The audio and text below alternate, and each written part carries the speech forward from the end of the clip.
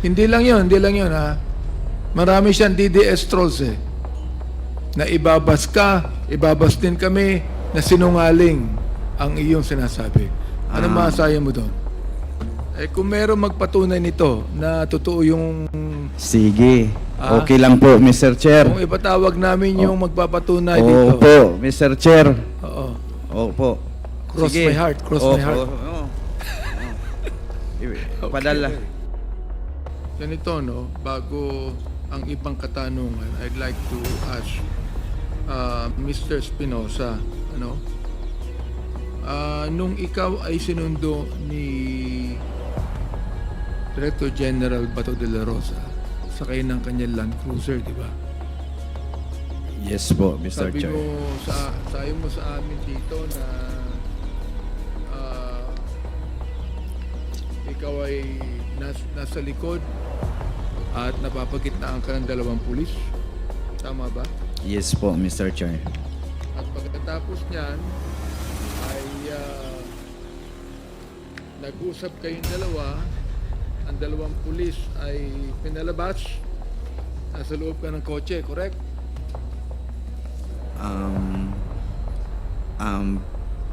Pwedeng ulitin po, Mr. Chair. Ang banggit mo ay kinausap ka ni General Bato doon sa loob ng kotse ba? Oo, doon po sa loob ng sasakyan, Mr. Chair. So pinalabas na yung dalawang pulis, kayong dalawa na lang nag-usap? Hindi po. While nag-moving kami, nagsasalita siya. Po, Nagsasalita siya. Opo, Mr. Chair. So andun pa yung dalawang pulis? Andon po. Nabanggit mo rin na yung nanay mo nandun? Yung nanay na nandoon, doon po yun sa EIDG na opisina po. Kung Okay. saan ako naka-detain. So inulit ba ni General Bato ang utos niya sa'yo? Opo, Mr. Chair. So ibig sabihin, ang unang utos niya ay ginawa niya nung nasa kotse kayo. Opo, Mr. Chair. Pangalawa, inulit niya to doon nung nakadetain na. Opo, Mr. Chair. Narinig lahat ito ng Mami Mami ko mo. at kapatid ko. sinong mami tinutukoy mo? Yung mami ko po ay si Salipa E. Espinosa at yung kapatid ko na si Mariel E. Espinosa. O inimbitahan po namin dito yan para mag-testify kung tama po yung kung makorroborate po yung inyong sinabi. Ano po? Opo, Mr. Chair, pero may hilingin sana ako kasi may nangyari kasi sa nung kami ay papunta dito, may nangyari sa airport.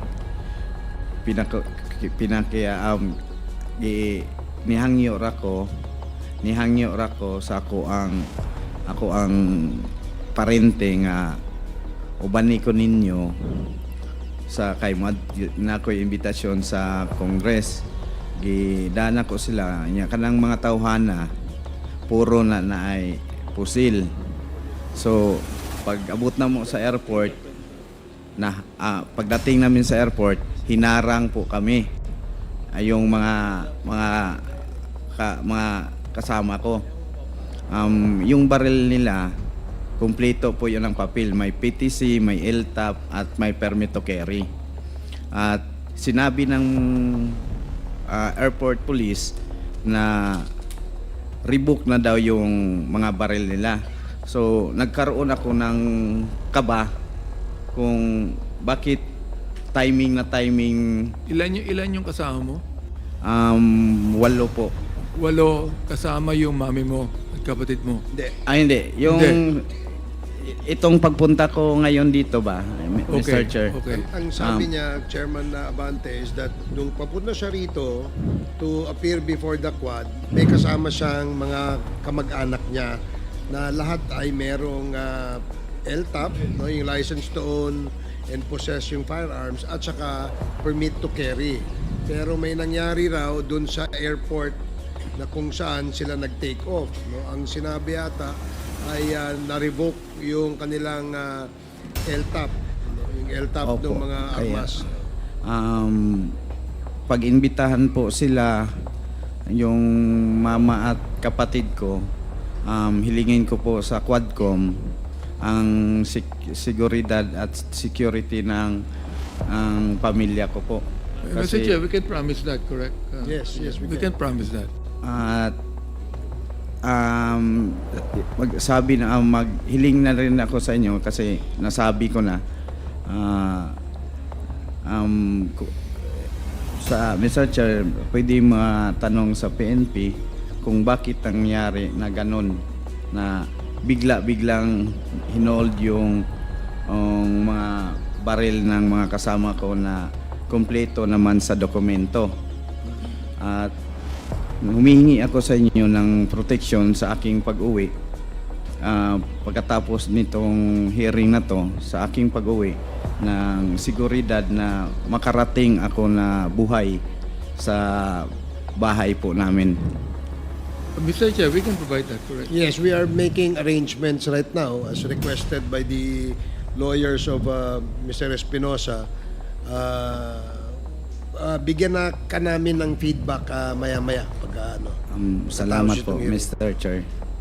Okay, so pagkatapos niyan, you could be able to bring with you your mommy and kapatid, no? Yes po. Alright. Sinabi sa iyo ni General Bato de la Rosa na sinabi na aminin mo na ikaw ay drug lord, correct? Yes po. Pero hindi ka drug lord. Hindi ako po drug lord. Naging addict lang ako.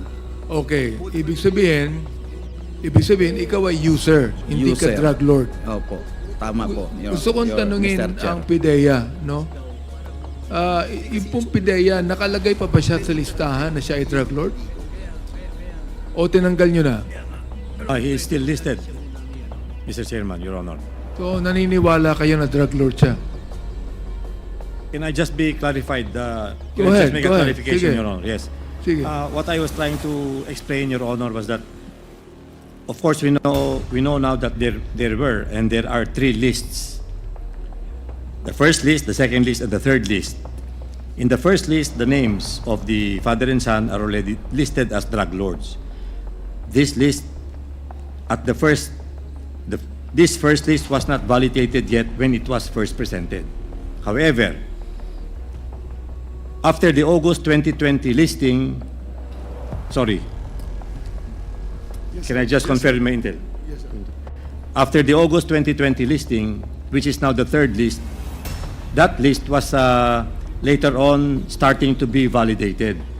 Kasi po may process, Your Honor. At, Was it amended? No. the Only names- validated. No, when it is when it is validated or when it is being analyzed, Your Honor, that list, there are 3 recommendations. One, once a name is delisted. 2, the name is placed on suspense file. And 3, it is going to be retained. The names of the Espinosas remained in that list, although later on, the father was now negated. Neutralized. No. Neutralized. Negated, I'm sorry, I Okay. don't have to use the word neutralized. So it means that Mr. Kerwin is still active in your list. Yes, Mr. Chairman. Is he being investigated? We are monitoring him. Is he under surveillance? Yes, Mr. Chairman. Okay, Mr. Kerwin, narinig mo. Yes po. So anong Mr. Chair. gagawin mo ron para ma-clear yung pangalan mo sa list?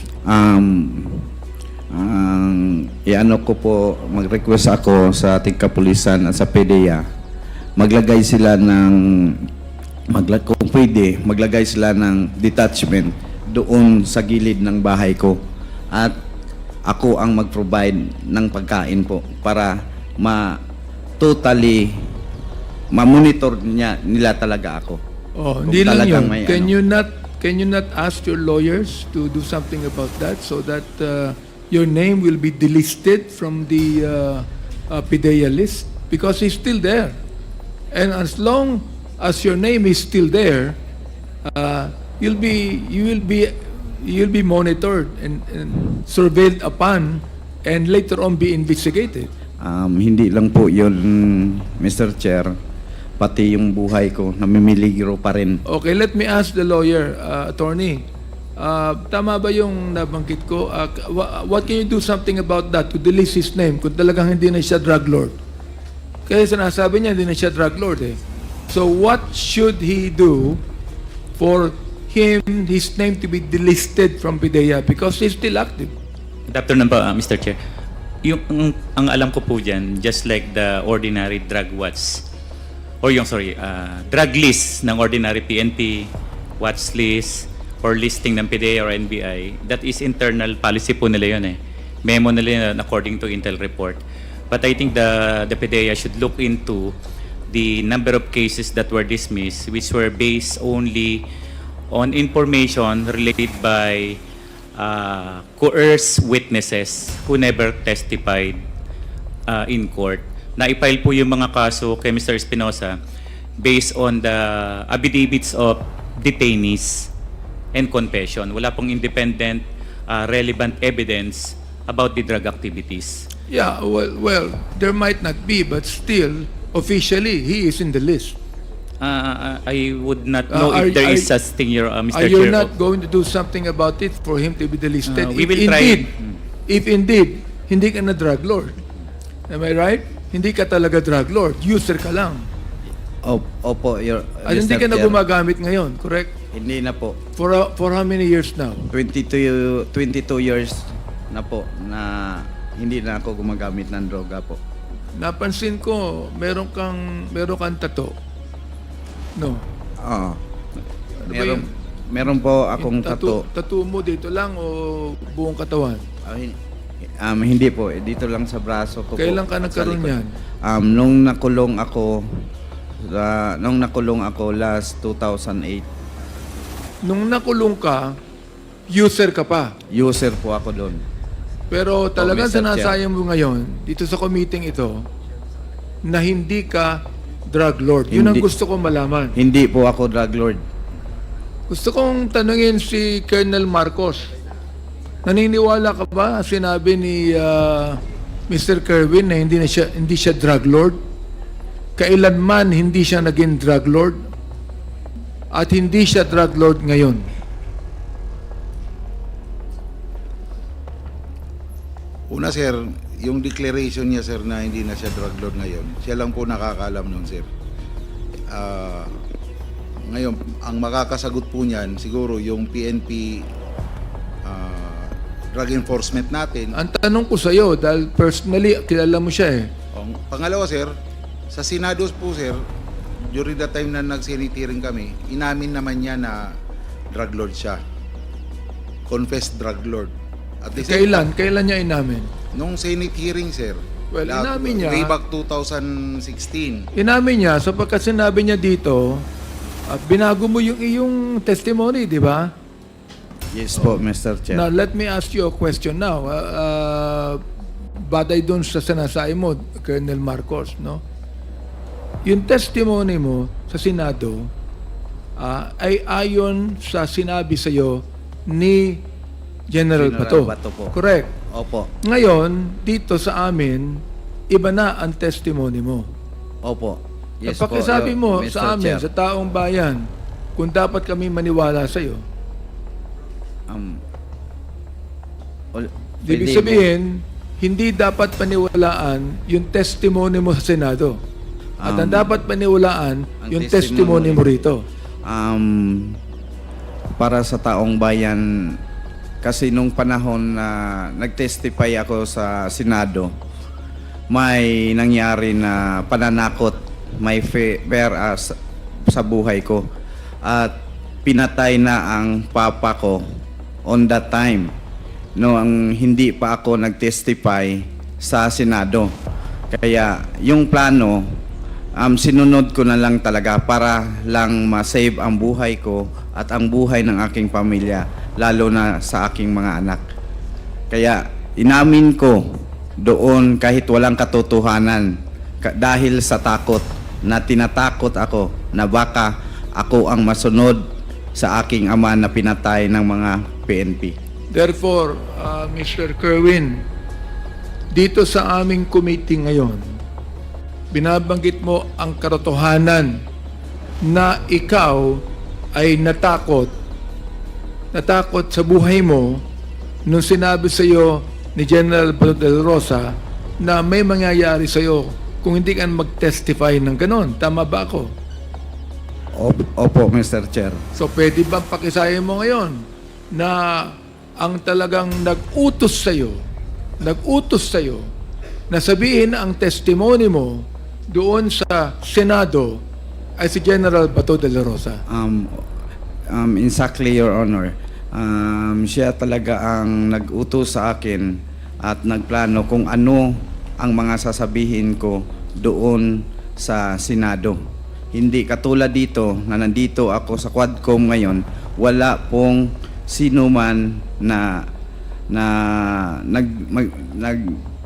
sa akin, nag-udyok, kundi ako ang sarili ko dahil nakita ko sa TV na marami nang lumulutang at na-feel ko ngayon sa panahon na yon na talagang inusisa ang AGK sa ating bayan. Marami. Kasi, alam mo, Mr. Kerwin, sasagutin yan ni Senator Bato eh. Oo. Pupunta siya ng media para sagutin niya at sabihin niya lahat na mali at kasinungalingan ang sinasabi mo. Hindi lang yun ha. Marami siyang DDS trolls eh. Na ibabas din kami na sinungaling ang iyong sinasabi. Ano maasayan mo doon? Inaasahan ko na yon na i-deny talaga niya. At ang mga trolls niya, naghanda na ngayon kung ano ang ipalabas nila sa social media at sa mga kwento na gagawin nila. Okay. Ang nabanggit mo rin, kaya ginawa yan sa iyo ni General Bato, sapagkat yun ay utos ng nakakataas sa kanya. Tama ba ako? Tama po. Okay. Sa palagay mo, sino yung nakakataas sa kanya? Nakakataas sa kay General Bato, sa palagay ko, sa aking pagkaintindi, walang iba kundi presidente na lang ang pinakamataas na pwedeng mag-utos sa kanya. Paano mo nasabi yan sa palagay mo? Kasi itong mga nangyari na mga EJK, kampante ang mga kapulisan maliban lang sa mga matino na pulis na dadamay sa mga kabalastugan ng mga pulis na hindi nahihiya na gumawa ng karahasan, inabuso ang kanilang uniforme, na gumawa ng patayan dito, patayan doon, parang mga hayop na lang ang tingin nila sa mga mga drug related. Hindi nila binigyan ng pagkakataon, hindi nila binigyan ng tamang due process na pwede namang magbago ang tao. Kaya ngayon ang Pilipinas nakilala sa buong mundo sa maitim na background dahil sa patayan, sa extrajudicial killing. Okay. Palagay mo, sino ang nag-utos para ipapatay ang papa mo? Tayong mga Pilipino, nakita natin sa TV na ang dating presidente nagsasabi na patayin niya lahat ng mga narcolis. So, sa pagkaintindi ko, siya talaga ang nag-utos na patayin ang papa ko. So naniniwala ka na ang dating Pangulo ang nag-utos na ipapatay ang iyong tatay? Opo, Mr. Chair. Oh, bukas lahat ng DDS troll titirahin tayo. Tama. Okay lang yun. Basta ang sa atin, ang katotohanan lang. At hindi naman mga bata ang lahat ng Pilipino na naniwala sa senaryo nila, Mr. Chair. Ito, no?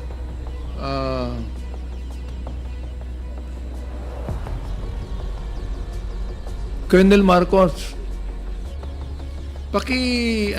pakilagay nga sa ating LED monitor dito yung picture na ipinalabas ng ABS-CBN News na ang title Cop Called Soko Before Espinosa Was Killed. Pakilagay nga po dyan sa ating monitor. Ito, nasa pahayagan po ito, no? Ang sinabi po ng ABS-CBN News, tinawag yung Soko bago po siya patayin. Oo. So, anong masasabi nyo rito, Colonel Marcos? Yes, Mr. Chair. Ganito po yan. Bali, during the presentation in the Senate, may present po kasi yung CIDG na presentation. Teka. Hindi, I'm not referring to the presentation of the Senate. I'm referring to this news issue. Totoo ba ito na merong Soko na bago pa pinatay si Mayor Espinosa? Yun ang gusto kong tanong dyan. Hindi po totoo yan, Mr. Chair. Na-refute na po yan kasi nagkaroon po ng misunderstanding tungkol po doon sa oras, pero na-verify din po ni chairman ng committee doon sa Senate na based nung makuha nila yung CCTV sa DPWH, during that time, nakita nila yung totoong oras kung anong oras po dumating yung Soko, sir. Wala na nga CCTV. Mr. Kerwin, di ba? Ang testimony mo, walang CCTV ron sa prison mismo. Tama? Yun ang sinabi sa akin ng mga detainee na nandoon sa pangyayari. Yung mga witness doon sa loob, sinabi na tinanggal yung CCTV. Yung hard drive, pinatay. Sino nagtanggal ng hard drive? Yung mga operatives po. So, Colonel, Marcos, palagay mo kaya totoo itong sinasabi ni Mr. Kerwin o hindi? Totoo po, sir, na walang CCTV po doon sa loob ng jail. Pero yung I'm referring to the CCTV on the adjacent building of DPWH. Yun po yung kinuha po na So, CCTV. doon sa pagpatay mismong lugar ng Mayor Espinosa, iyong binabagin na totoong walang CCTV. Wala pong based doon, sir, sa investigation, sir, ng IAS kasi nag-conduct sila ng investigation doon sa area na find out nila doon sa logbook ng Baybay City Jail that the CCTV was under repair, sir. Nakasa logbook po yun, sir. Okay. Kaya po wala pong CCTV sa loob. Okay. Ngayon, Colonel Marcos, ilang pulis ang dapat humuli kay Mayor Espinosa? Ilang pulis ang pumasok dun sa selda? I believe, sir, 19 kami pero yung pumasok, sir, isang team lang. Nasa labas po kami. Yung Nandun iba. ka? Nandun ka? Nandun po ako, sir. Ibig sabihin, ikaw ang leader. Yes, sir. I supervised the operation, sir. You did. 19 ang pulis, pero yung pumasok ilan? Around 7, sir. 7. Yes, sir. Kasi joint namin yung maritime group. Yung maritime group, sir, na kasama namin na nakipag-join doon sa operation, outside perimeter security lang sila, sir. At naka-full battle gear kayong lahat. We were armed with M16 and our service firearms, sir. Ayun. Oo. Opo. Full battle gear kayo, 7 kayo, pumasok kayo para arrestuhin ng isang tao. Sir. Opo, sir, pero hindi ako kasama Sapagkat sa pumasok, sir. Ang alam ninyo na merong tinatawag na agreement itong mga jail guards with the late mayor. Totoo ba yan? Yun po ang information, sir. Pero hindi nyo inaresto yung jail guards. Bali, sir, nung in-implement namin yung search warrant at present po doon sa gate ng Baybay Provincial Jail, ayaw po kami yung papasukin. Ang ginawa ng jail guard, nagkunyari lang, sir, na bubuksan niya, sir, yung padlock, pero nung pinasok niya, sir, yung susi, binali niya. So there was an intent to not let us in. So we used a reasonable equipment, yung bolt cutter, para po putulin po yung kadena ng gate. So, we were compelled to restrain them. Kaya po namin sila pina-face the wall, kaya po namin kinuha yung armas nila kasi we don't want anything to happen between us. Kasi baka Yes. mamaya anong You maisipan, were sir. compelled to restrain them. Yes, sir. Kasi But you are not supposed to kill Mayor Espinosa because he has constitutional rights that you must observe as police officers. Am I right? based po sa circumstances, si Major Laraga po makakasagot yun, sir. Kasi based sa... Teka. Siya po Andun siya ka eh. pumasok. Andun ka eh. You were there. You were leading the team. Yes, sir. I was there, but What I'm saying is, binayolate ninyo ang constitutional right nung inuhuli ninyo. Whether he be a drug lord or whatever he is, meron siyang constitutional right. Am I right? yes, sir. We always do that. And you but- ought, no, you're not doing it. And you ought to respect that. Iimon sabihin sa akin, kahit meron kayong compelling reason to have a search warrant, that you should respect the constitutional right of any person because even a suspect is presumed innocent until proven guilty. Am I right, Colonel Marcos? yes, sir. But circumstances... But you did not observe that, Colonel Marcos. It was Major Laraga, sir, who made the But shootout. don't put the blame to somebody else. You were the one leading the team. Do not put the blame on somebody else. Ang Hindi mo sabihin, dahilan sa underclass mo si Major Lara, May- ipipinpoint mo that he is to blame for this. My clear instruction, sir, is to arrest Mayor Espinosa and Raul Yap. That was my clear instruction. So that's your clear instruction. Yes, sir. Nung napatay itong si Mayor Espinosa, anong ginawa mo kay Major Lara? I asked him what happened, sir. Anong ginawa mo sa kanya? Tinanong ko siya, sir, bakit nagkabarilan sa loob? At tinanong mo lang, Ngayon, sabi niya, sir, Hindi mo- lumaban, may baril daw, sir, eh. hindi mo kinuha yung baril niya, hindi mo kinuha yung tsapa niya, o kaya naman, tinanggal mo siya sa posisyon. Hindi mo ginawa yon. Hindi po, sir. So, my goodness, you're going to blame your underclass, si Major Lara, na pumatay doon. Alam mong mali ang ginawa niya. That's why you're pointing him eh. Alam mong mali ang ginawa niya. You should have arrested him. You should have removed him from his opposition. Sapagkat yan dapat ang ginagawa ng pulis. Am I right? Yes, sir, but I believe Major Laraga has to defend himself. Can I ask Atty. Neri, kung halimbawa, Atty. Neri, kung halimbawa, biniblame niya si Major Lara, okay? Hindi siya, samantala siya ang leader ng team. Anong dapat ang ginawa ni Colonel Marcos kay Major Lara? Under the rules, Mr. Chair, dapat pinaimbestigahan niya. Kasi the claim of self-defense is not something na iabsuelto ng higher up niya. Meaning to say, ang pwedeng sabihin ni Colonel Marcos, sorry Major sa ilalim ng batas, inamin mong pinatay mo, ang sabi mo nag-self-defense ka, kakasuhan ka namin, ilabas mo na lang sa korte yung depensa mo. But ako, as a colonel, I am not a judge, I am not a prosecutor, I have no power to absolve you. So there is already probable cause, Mr. Chair, na may nangyaring pagpatay. Inamin, Mr. Chair, eh.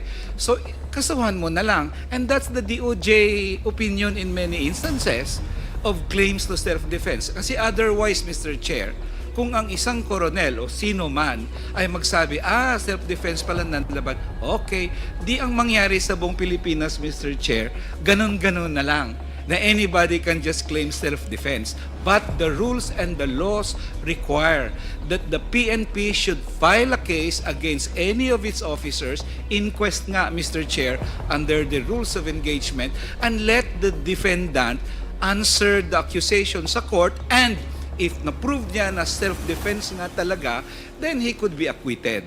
but the colonel or the general or Senator Bato or anybody, even the president, cannot absolve any police officer who killed somebody on the mere say-so of that police officer na self-defense ang ginawa niya po. Mr. Chair, did we invite Major Laraga here? Comsec, inibita ba natin si Major Laraga? Wala, ano? We would like to, I'd like to make a motion to invite him in the next hearing. Comsec, please take note of the request of Congressman Abante and kindly wrap up, Congressman Abante. So Colonel Marcos, do you agree with the statement of Attorney Nery Colmenares? Meron po, Mr. Chair, pinapalo po ang PNP na Police Operational Procedure. That it's not within the police procedure. Colonel Marcos, Wala do not make me ignorant of that. Ibig mo sabihin, procedure ninyo na meron kayong search warrant, papasukin nyo ang selda, papatayin nyo yung tao, ganun ba yung procedure? Wala po akong instruction, sir, na patayin. Ang sabi ko, arestuhin, sir. Wala pong instruction na patayin. Kung yan ang sinabi mo to restrain them, nakita mong pinatay, you should have done something to the policeman that killed Mr. Mayor Espinosa. You should have done something. Pasensya na po, sir, kasi... But you did not do anything. Sabi ko nga po, sir, based on procedure sa PNP, wala naman pong sinabi na arestuhin ko yung kasamahan ko na nakapatay during police operation unless na there is probable cause that he made it with intent. Kumbaga, may intention talaga siyang patayin. CHR, so you believe that the policeman violated his constitutional right and they are guilty of a human rights violation? Your Honor, yes, it is the stand of the Commission per its resolution in 2018 that Sir Marcos, as respondent in the case of the then now deceased Mayor Espinosa, violated the human rights of Mayor Espinosa due to the death resulting from the operation that they conducted inside the jail, Your Honor. I Yes, hope, Your Mr. Honor. Chair, DOJ is listening and that you would like to request that an investigation should be done on the killing of Mayor Espinosa to the policemen that did it, Mr. Chair. Last question na lang, na 27,000 per day ang bayad. Totoo ba yun? Hindi po. Wala pong nangyaring ganun, Mr. Chair. Wala nangyaring gano'n? Wala po. Nagsasabi ka ng Pero, totoo? totoo na sa hospital ako. Hospital ako noong Saan ka na December. hospital? Sa St. Luke? St. Luke's. Aha. Ang gumastos po sa akin yung kapatid ng papa ko na nandoon sa States kasi siya ay isang CPA lawyer po. May kakayahan siya.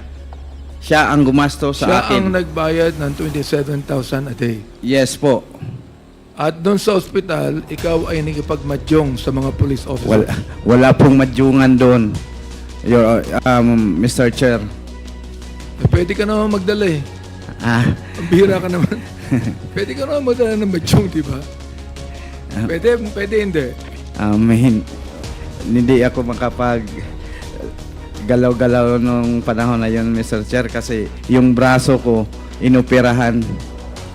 So, ibig sabihin, itinatanggi mo itong allegation na ito. Opo, Mr. Chair. Kung meron magpatunay nito na totoo yung... Sige. Okay lang po, Mr. Chair. Kung ipatawag namin yung magpapatunay dito. Opo, Mr. Chair. Oo. Opo. Cross Sige. my heart, cross my heart. Padala, Mr. Chair. Mr. Chair, yun lamang. At para tayo po ay pumunta na sa ating pangalawang round. Okay.